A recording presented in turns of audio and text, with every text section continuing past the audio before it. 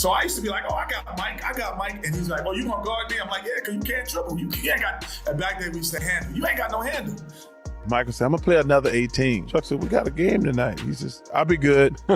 We get to the game. David, you got this guy. Charles, you got this guy. Michael, you got this guy. Michael said, no, I got the point guard. What? You don't want to guard the two guard? Michael's kind of leaning down. Michael looked and said, I said I got the point guard. He said some shit about me in the newspaper, and I'm gonna get him.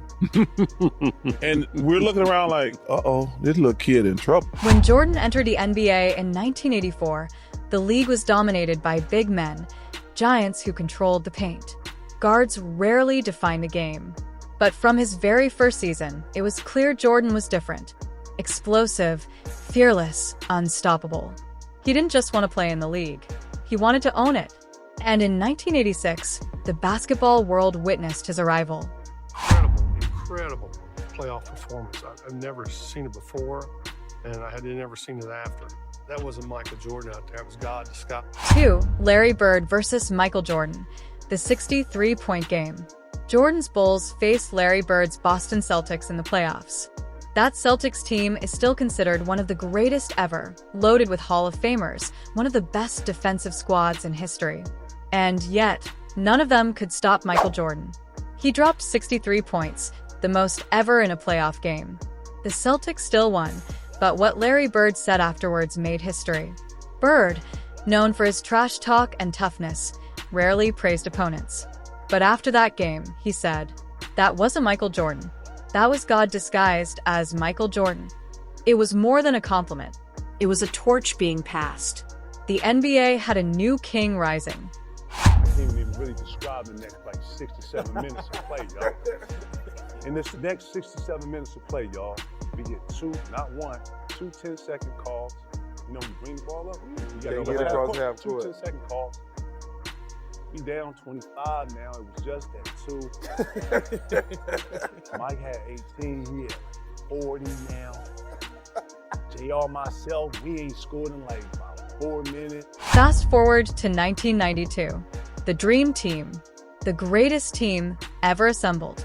Larry Bird, Magic Johnson, Charles Barkley, and the new face of the league, Michael Jordan. Magic and Bird had carried the NBA through the 80s. Their rivalry turned the league into a global spectacle. But Jordan was now fresh off back-to-back championships, and he wanted everyone to know whose era it was. On the team bus, Jordan walked past Magic and Bird, looked them both in the eye, and said, "You guys had your run. It's my league now." Magic later admitted, "We looked at each other and knew he was right." From that moment, there was no debate. Jordan was the face of basketball. I was like, JR, man, my bad, dog. I'm sorry, man. I'm sorry. He was like, it's cool, man. I told you, just shut your ass up, man. You're not funny. So you got in between the Gatorade there where you like, damn, and next thing you know, we over there like this. Mike came down. Okay, young fella. Okay, damn, young fella. Damn, y'all done? Damn, young fella. Now, it wasn't just the old legends Jordan humbled. He had a way of teaching young stars a lesson too. In the late 90s, a rookie named Kevin Garnett was making a name for himself. KG was intense, fiery, and loved trash talk. One night, Garnett got hyped because one of his teammates was playing well against the Bulls. Feeling himself, KG started talking trash, loud enough for Jordan to hear. Big mistake. Jordan locked in. On defense, he shut them down completely. On offense, he scored at will. The game flipped instantly, and the Timberwolves were crushed. Later, Garnett admitted, "I felt guilty, man. I shouldn't have said anything. I poked the bear. And when you poke Michael Jordan, you pay the price." It was the ultimate lesson. Mess with the bull, you get the horns. I really like Michael Jordan. He and I are friends. And he never changes. This guy has done more spectacular things than any basketball player. And the thing that people don't realize is some of the stuff he was the best defensive player. Absolutely. He was the best offensive player. Long before Jordan, only one shooting guard had truly defined the league.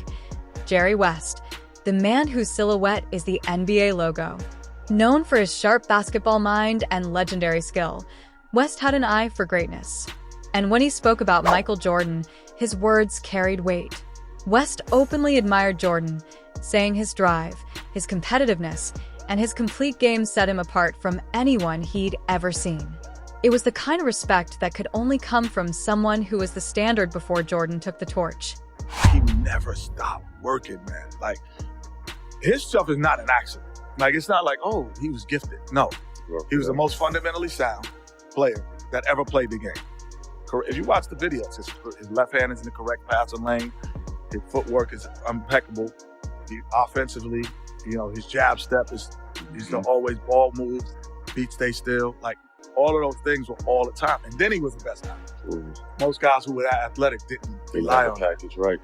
But Jordan's greatness wasn't just in the NBA. Even in college at UNC, his teammates saw something different. Kenny Smith, who later became famous on Inside the NBA, played alongside Jordan. Kenny revealed that when Jordan was young, he actually had weaknesses. His ball handling wasn't elite. His footwork wasn't polished. But here's what separated him: his obsession with fixing those flaws. Jordan would spend entire summers working on one weakness until it disappeared. Kenny said, every year, he came back with something new. By the time he hit the NBA, he had no weaknesses left. I'll say this about him, Drake. He's the only best player in basketball history that the things he came in that was his weaknesses were his strengths when he left the league. His ball handling, his shooting, his turnaround jump shot, his post game was probably some of his weaknesses. Those were his strengths when he left the league. From flaws to perfection. Think about that for a second. The turnaround fadeaway, the post footwork, the killer crossover, the mid-range jumper, all the things we now picture as classic Jordan moves. At one point, he didn't have them. But through sheer work ethic and obsession, he built himself into the most complete player the game has ever seen. That's why his peers couldn't help but respect him, even if he was destroying them on the court. Jordan didn't just dominate his own era. He inspired every generation after him. Kobe Bryant once said being around Jordan was surreal, like standing next to your hero and realizing he was real. Dwayne Wade said meeting Jordan gave him chills. Countless players, stars in their own right, still looked at him like a myth. Because Michael Jordan wasn't just the greatest of his time. He was, and still is, the standard of basketball excellence.